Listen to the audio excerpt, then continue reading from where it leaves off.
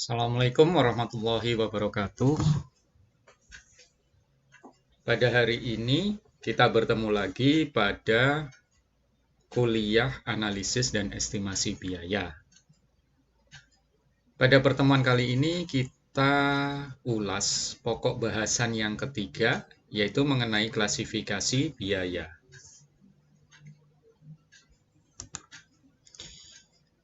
Outline dari bahasan ini adalah nanti kita bahas klasifikasi biaya, pengumpulan biaya, dan metode pengumpulan biaya. Untuk outline yang pertama, sebelum kita membahas tentang klasifikasi, kita perlu mengetahui dulu tujuan dari akuntansi biaya. Tujuannya adalah menyediakan informasi tentang biaya untuk kepentingan manajemen, sehingga dapat membantu manajer dalam mengelola perusahaan atau departemen yang mereka kelola. Dalam mengelola perusahaan perlu mengklasifikasi biaya-biaya yang ada untuk mempermudah proses pencatatan keuangan. Selain itu, perusahaan juga perlu untuk mengetahui bagaimana biaya-biaya tersebut dikumpulkan untuk mengetahui biaya total yang dikeluarkan dalam melakukan proses produksi. Sehingga nantinya biaya ini perlu digolongkan untuk mempermudah proses pencatatan. Klasifikasi biaya bisa dilakukan berdasarkan ke 11 tujuan dari biaya yang diperlukan. Yang pertama adalah klasifikasi biaya berdasarkan fungsi dalam perusahaan. Klasifikasi ini nanti diperlukan untuk memastikan atau untuk mengestimasi keuntungan, mempersiapkan anggaran, dan membuat keputusan. Oke. Klasifikasi berdasarkan fungsi dalam perusahaan adalah kita bisa bagi biaya menjadi dua, yaitu biaya produksi dan biaya non-produksi. Untuk biaya produksi terdiri dari biaya bahan baku, biaya tenaga kerja langsung, dan biaya overhead pabrik.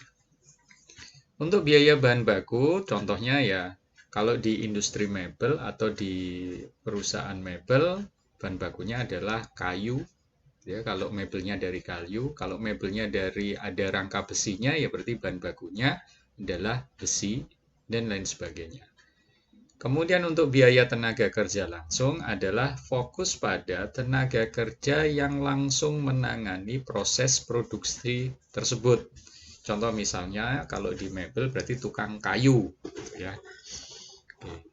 Kemudian untuk biaya overhead di sini adalah kebutuhan yang dikeluarkan atau dibutuhkan selain bahan baku dan tenaga kerja langsung. Contohnya seperti biaya perawatan mesin, pembayaran mandor, dalam artian di sini mandor tidak terlibat secara langsung dalam proses produksi, gitu ya. Berarti kalau tidak terlibat secara langsung dalam proses produksi, dia dimasukkan di gaji mandor tersebut, dimasukkan dalam biaya overhead pabrik. Biaya yang lain contohnya adalah listrik, air, oli gitu ya untuk pelumas mesin, kemudian penyusutan, itu semua masuk biaya overhead pabrik. Berikutnya adalah biaya non-produksi. Terdiri dari biaya pemasaran dan biaya administrasi umum. Untuk biaya pemasaran ini dikeluarkan untuk mendukung semua proses atau kegiatan memasarkan produk tersebut hingga produk tersebut sampai ke tangan konsumen. Misalkan seperti biaya gaji tenaga kerja atau karyawan pemasaran, komisi dari tenaga sales, biaya promosi, dan biaya lain yang terkait dengan penjualan produk. Kemudian untuk biaya administrasi dan umum adalah biaya yang dikeluarkan untuk mengelola administrasi perusahaan.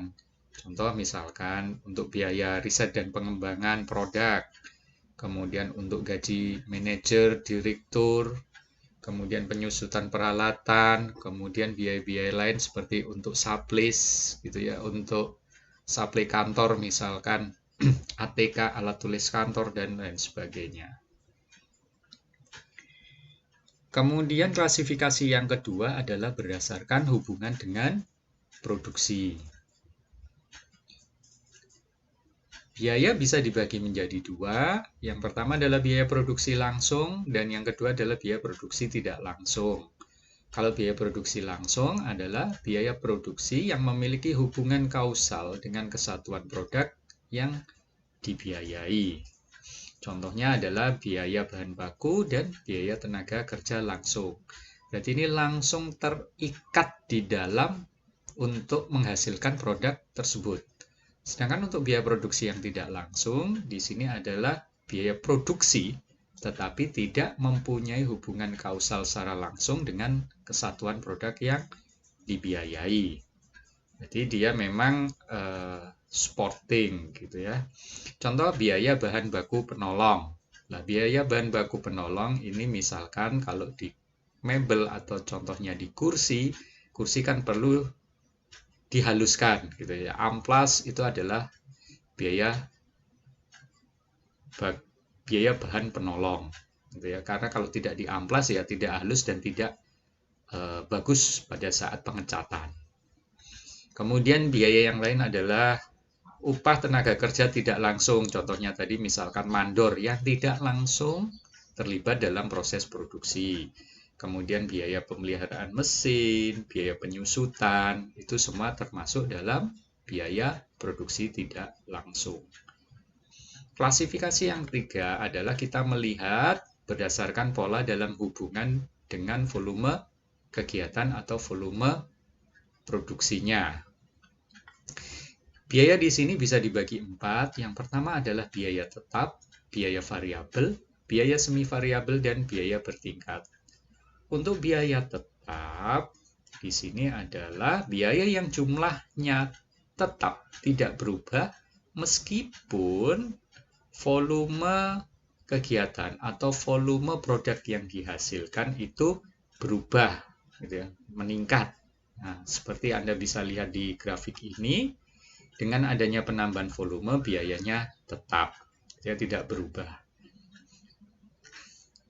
Contohnya di sini adalah, ya misalkan untuk gaji mandor, gitu ya, biaya asuransi pabrik, penyusutan mesin, gitu. Itu tidak berubah. Mesin meskipun dipakai untuk memproduksi 1, 2, atau ratusan unit produk, itu tetap dihitungnya adalah biayanya tetap untuk suatu periode tertentu. Begitupun juga dengan gaji tenaga kerja. Untuk saat ini, kalau gaji tenaga kerja itu bulanan, berarti kan dia menghasilkan berapapun juga, ataupun misalkan kalau mandor dia mengawasi unit produksi berapapun juga, dia tetap digaji sekian rupiah. Gitu. Nah, untuk biaya tenaga kerja langsung, memang ada yang nanti masuk ke variable cost ataupun ke fixed cost, gitu ya. Contohnya, memang saat ini di dunia nyata ada tenaga kerja langsung, gitu ya, operator yang dibayar gajinya bulanan. Nah, itu masuknya ke biaya tetap. Tapi kalau kemudian gaji operator tersebut dibayar berdasarkan volume yang dia produksi, gitu ya, karena dia dibayar nanti semakin banyak volume yang dia produksi atau jumlah produk yang dia produksi, maka gajinya juga semakin meningkat, gitu ya, linier meningkat. Nah, ini contoh dari biaya variabel. Sehingga biaya variabel itu definisinya adalah biaya yang berubah seiring dengan penambahan volume produksi. Kemudian ada biaya semi variabel. Biaya semi variabel ini adalah biaya yang jumlahnya berubah berdasarkan perubahan volume kegiatan tetapi tidak proporsional. Berarti pada saat dia mencapai jumlah unit atau jumlah volume produksi tertentu, baru kemudian biaya ini meningkat secara linier. Tetapi sebelumnya ini adalah konstan. Berarti ini semi variabel adalah perpaduan antara biaya tetap dan juga biaya variabel. Contohnya apa? Biasanya tenaga kerja itu kan digaji fix untuk misalkan kerja 1 hari 8 jam. Pada saat dia diminta lembur, gitu ya, biasanya biaya lembur per jamnya atau per volume produksinya itu lebih tinggi dibandingkan biaya gaji reguler dia, gitu ya. Ini adalah contoh dari biaya semi variabel. Yang berikutnya adalah biaya bertingkat. Biaya bertingkat merupakan biaya tetap dalam suatu rentang produksi tertentu. Contoh di sini adalah misalkan pembelian mesin. Ya, contoh misalkan di sini adalah biaya untuk pembelian mesin itu akan tetap untuk suatu volume produksi tertentu. Misalkan ini tiap 100 gitu ya. Pada saat kapasitas 100 unit per hari, perusahaan butuh 1 unit mesin. Pada saat dia ingin meningkatkan menjadi 200 gitu ya, 200 di sini 0 sampai 100 tetap pada saat 101 sampai 200 dia perlu membeli mesin lagi, berarti ini ada penambahan biaya dan begitu seterusnya, sehingga ini polanya adalah bertingkat. Nah, berikutnya adalah klasifikasi berdasarkan hubungan dengan pusat biaya. Ini bisa dibagi menjadi 2 jenis, yaitu biaya langsung departemen dan biaya tidak langsung departemen. Untuk biaya langsung departemen, sebelumnya adalah klasifikasi ini dihubungkan atas dasar hubungan dengan pusat biaya, yaitu di mana biaya tersebut dipertanggungjawabkan terhadap departemen yang dibebani, gitu ya. Nah, contohnya di sini biaya langsung departemen adalah biaya yang secara langsung dapat dibebankan kepada departemen tertentu. Sedangkan untuk biaya tidak langsung departemen, biaya yang manfaatnya dinikmati oleh lebih dari satu departemen. Contohnya untuk biaya langsung departemen, gaji pegawai departemen pintal itu hanya dibebankan di departemen pintal tersebut. Penyusutan mesin pintal juga dibebankan pada departemen pintal. Berbeda dengan kasus misalkan departemen pintal dan tenun ini berada dalam satu gedung yang sama, sehingga biaya penyusutan gedung itu merupakan biaya tidak langsung dari kedua departemen tersebut, gitu ya, ditanggung bersama, tidak kemudian hanya dialokasikan ke salah satu departemen tersebut, tetapi dialokasikan ke dua departemen tersebut. Nah, berikutnya adalah klasifikasi berdasarkan hubungan dengan periode pembukuan. Ada 2 jenis, yang pertama adalah biaya modal dan biaya penghasilan. Biaya modal merupakan pengeluaran biaya yang manfaatnya dapat dinikmati untuk lebih dari satu periode akuntansi. Contohnya adalah kalau pembelian mesin, itu kan umur mesin bisa dipakai berbulan-bulan bahkan bertahun-tahun, gitu ya. Sehingga manfaatnya bisa dinikmati lebih dari 1 bulan atau bahkan 1 tahun. Periode akuntansi itu biasanya 1 tahun, gitu. Berarti ini lebih dari 1 tahun. Tapi kalau laporan laba rugi juga bisa dalam periode bulanan. Kemudian biaya penghasilan. Di sini adalah pengeluaran biaya yang manfaatnya hanya dinikmati pada periode yang bersangkutan, yaitu periode terjadinya biaya tersebut. Nah, contohnya misalkan kalau ada produksi, gitu ya, misalkan tadi mebel, gitu ya. Dalam bulan ini memproduksi 10 unit kursi. Nah, biaya yang terkait yaitu biaya bahan bakunya, tenaga kerja langsungnya, dan overhead-nya untuk menghasilkan 10 unit kursi tersebut adalah merupakan biaya penghasilan karena hanya dibebankan selama periode tersebut. Ya, tidak bisa dibebankan lebih dari satu periode. Berikutnya klasifikasi yang ke-6 adalah klasifikasi berdasarkan hubungan dengan produk. Di sini klasifikasi bisa dibagi dua, yaitu biaya produk dan biaya periode. Biaya produk adalah biaya yang melekat pada produk yang dijual dan tidak berhubungan dengan waktu pengeluaran biaya tersebut.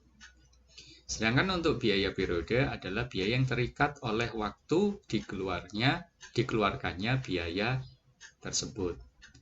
Contoh misalkan untuk biaya produk, misalkan ada pesanan seperti contoh kemarin, pesanan pagar, gitu ya. Berarti biaya yang misalkan pembelian besi, biaya tenaga kerja, gitu ya, itu digunakan untuk menghasilkan pagar, gitu ya. Pagar misalkan untuk menghasilkan pagar 5 meter, ya sudah, itu melekat pada produk tersebut, tidak berhubungan dengan waktu pengeluaran biaya. Bisa jadi kan sudah dikeluarkan misalkan bulan kemarin, gitu ya, baru dipakai bulan sekarang. Nah, sehingga ini berbeda dengan biaya periode. Kalau periode, contohnya misalkan administrasi dan umum, itu tidak bisa dihitung seperti biaya produk. Biasanya mereka tetap dihitung berdasarkan periode tertentu. Misalkan untuk bulan September, biaya administrasi umumnya total dikeluarkan berapa. Itu adalah terkait dengan klasifikasi hubungan dengan produk. Untuk klasifikasi yang berikutnya adalah berkaitan dengan pertanggungjawaban.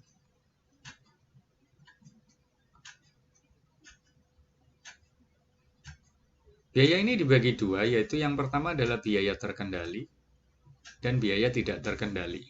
Biaya terkendali adalah biaya yang dikeluarkan oleh seseorang atau departemen, dan atas pengeluaran tersebut, departemen tersebut harus mempertanggungjawabkannya. Contohnya di sini adalah biaya iklan. Iklan yang mengeluarkan siapa? Departemen pemasaran. Berarti Departemen pemasaran adalah departemen yang mempertanggungjawabkan biaya iklan. Ini termasuk biaya terkendali karena biaya yang terkait dengan iklan bisa dikendalikan oleh departemen pemasaran. Sedangkan biaya tak terkendali adalah biaya yang tidak dibebankan tanggung jawab pengeluarannya oleh pusat biaya. Contohnya adalah pembelian aktiva yang dilakukan oleh seorang direktur. Biasanya contoh misalkan seperti tadi departemen pintal. Pembelian mesin pintal bisa jadi keputusannya bukan dilakukan oleh supervisor atau manajer manajer departemen pintal, tetapi dilakukan oleh direktur. Sehingga biaya penyusutan mesin tersebut tidak dibebankan pada departemen pintal, tetapi dibebankan pada perusahaan. Itu termasuk biaya tak terkendali bagi si departemen pintal, gitu ya.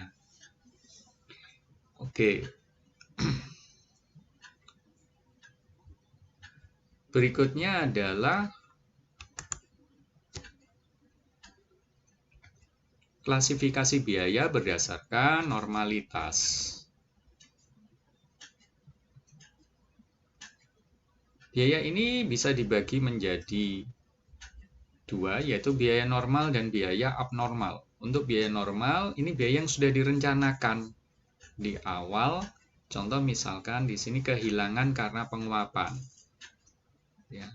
Misal untuk perusahaan yang memproduksi es batu, mereka pasti sudah mempertimbangkan gitu ya, berapa persen nanti berat es batu tersebut menyusut. Nah, karena sudah bisa diestimasi sejak awal, karena ini berdasarkan misalkan data historis mereka, Makanya termasuk biaya normal karena bisa dihitung dan direncanakan. Sedangkan biaya abnormal adalah biaya yang belum direncanakan. Misalkan kehilangan produksi akibat kerusakan tanaman. Berdasarkan data historis, gitu ya, kerusakan yang dialami itu minim sekali. Nah, misalkan kemudian saat ini terjadi kerusakan yang lebih parah. Nah, ini termasuk biaya abnormal karena lewat atau melebihi dari estimasi awal. Oke, berikutnya adalah klasifikasi berdasarkan unit biaya. Ini dibagi menjadi dua. Pertama adalah biaya langsung, dan kedua adalah biaya tidak langsung. Untuk biaya langsung adalah biaya yang meliputi biaya bahan baku langsung, biaya tenaga kerja langsung, dan biaya-biaya lain yang langsung lainnya gitu ya, direct expense lainnya.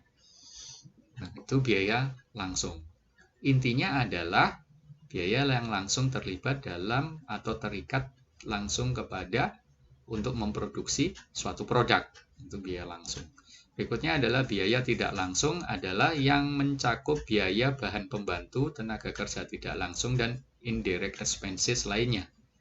Berarti ini adalah pengertian umumnya biaya yang digunakan untuk mendukung menghasilkan suatu produk, tapi dia tidak terlibat secara langsung. Ya, contohnya tadi kalau kursi kan amplas, terus supervisor yang tidak langsung terlibat dalam proses produksi, gitu ya. Biaya pemeliharaan mesin. Nah, ini kan tidak berhubungan langsung dengan produknya. Klasifikasi berikutnya adalah berdasarkan kualitas.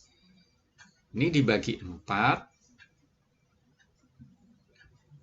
Biasanya biaya ini dikeluarkan terkait dalam rancangan produk, pembuatan produk yang sesuai spesifikasi untuk memenuhi kebutuhan pelanggan.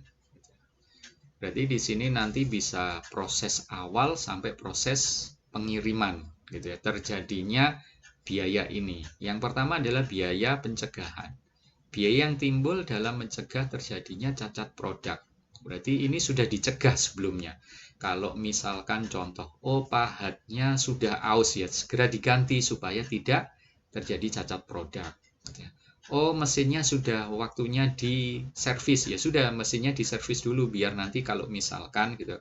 Contoh kalau misalkan mesin bubut, biar putarannya itu pusatnya konstan, tidak goyang-goyang. Lah, ini adalah biaya pencegahan.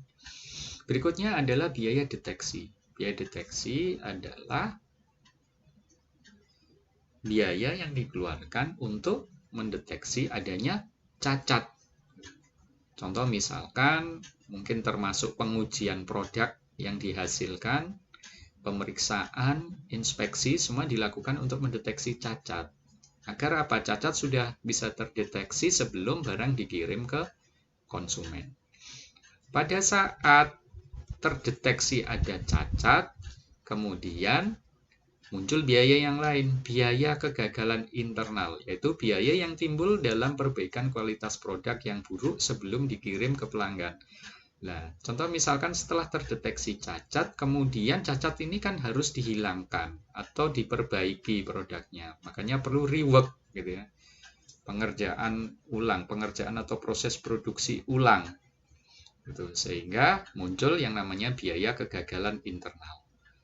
Yang keempat adalah biaya kegagalan eksternal. Ini biaya yang timbul dalam proses perbaikan kualitas produk yang buruk setelah dikirim ke pelanggan. Berarti setelah pelanggan itu nerima produk, kemudian dia komplain, loh ini kok ada cacatnya gitu ya. Misalkan tadi mebel, kursi gitu ya. Kok ada cacatnya, mungkin catnya belang, ada cacatnya mungkin gumpil dan lain sebagainya. Sehingga sama si pelanggan dikembalikan lagi ke perusahaan. Nah, sehingga biaya yang timbul contohnya misalkan gitu ya, pengembalian uang kalau misalkan pelanggannya minta pengembalian uang ataupun penggantian dengan produk yang tidak cacat ataupun perusahaan perlu memperbaiki sehingga muncul biaya perbaikan dan juga biaya transport karena harus setelah diperbaiki dikembalikan lagi ke pelanggan. Nah, itu adalah semuanya termasuk biaya kegagalan eksternal. Berikutnya adalah klasifikasi berdasarkan arus kas. Di sini kita bisa bagi dua, yaitu biaya kas dan biaya non-kas.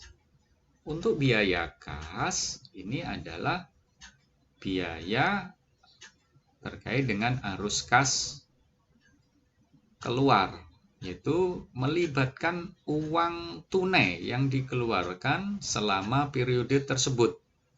Kalau misalkan perusahaan tadi contohnya mebel, beli bahan baku kayu, misal 5 meter kubik, seharga 500.000. Nah, berarti di sini dan dibayar tunai. Berarti di sini perusahaan mengeluarkan uang kas gitu ya untuk membayar tunai pembelian bahan baku tersebut. Dan ini misalkan dikeluarkan hanya untuk di bulan tersebut untuk pembelian bahan baku. Berarti ini adalah termasuk biaya kas.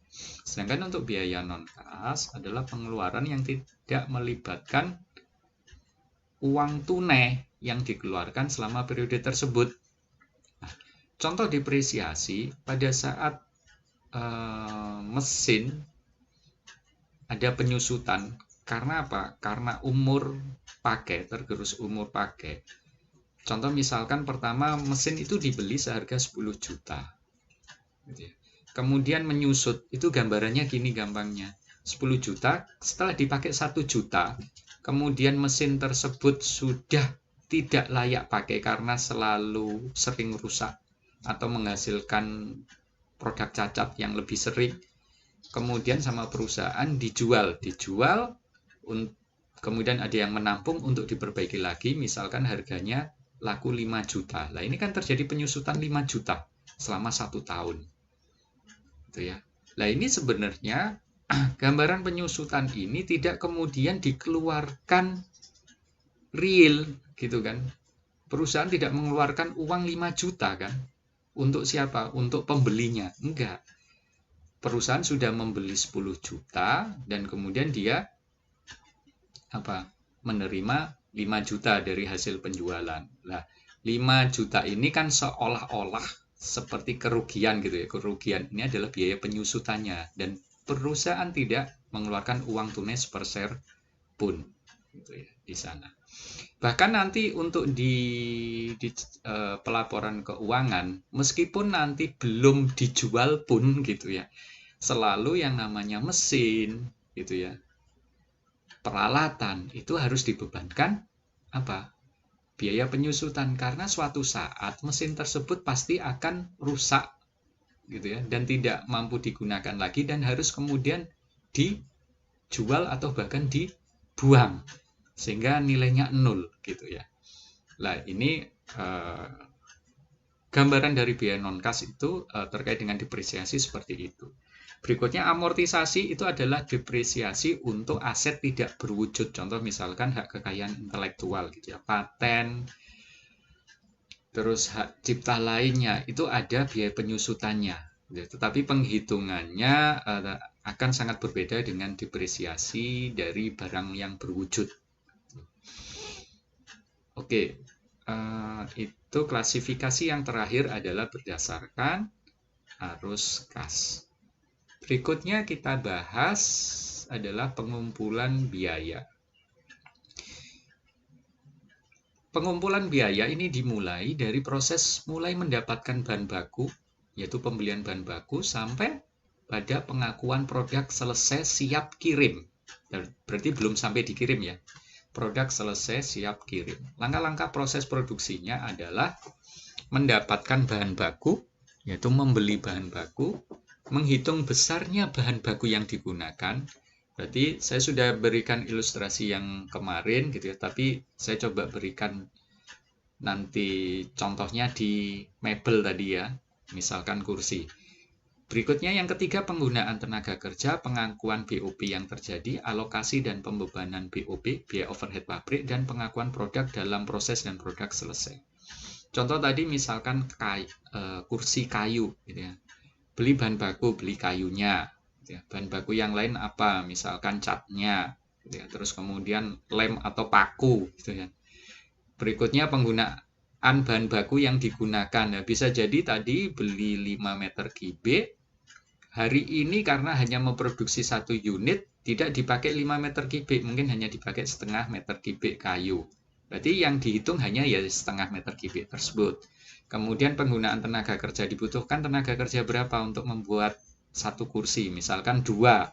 Gitu. Ya yang dihitung hanya 2 itu saja. Kemudian pengakuan BOP yang terjadi ya, contohnya ini kalau pengakuan ini masih perkiraan gitu ya. Itu BOP tadi apa saja? Apakah ada supervisor atau mandor gitu ya sebagai biaya tenaga kerja tidak langsung. Terus kemudian biaya energi, mesinnya butuh listrik. Nah, itu kan. Berikutnya alokasi, berarti ini yang nantinya akan dialokasikan untuk membuat 2 kursi tersebut. Gitu ya. Berarti di sini untuk biaya tidak langsungnya, BOP itu kan biaya tidak langsung. Kemudian yang terakhir pengakuan produk dalam proses ya. Kalau ada beberapa proses, pertama proses cutting misal.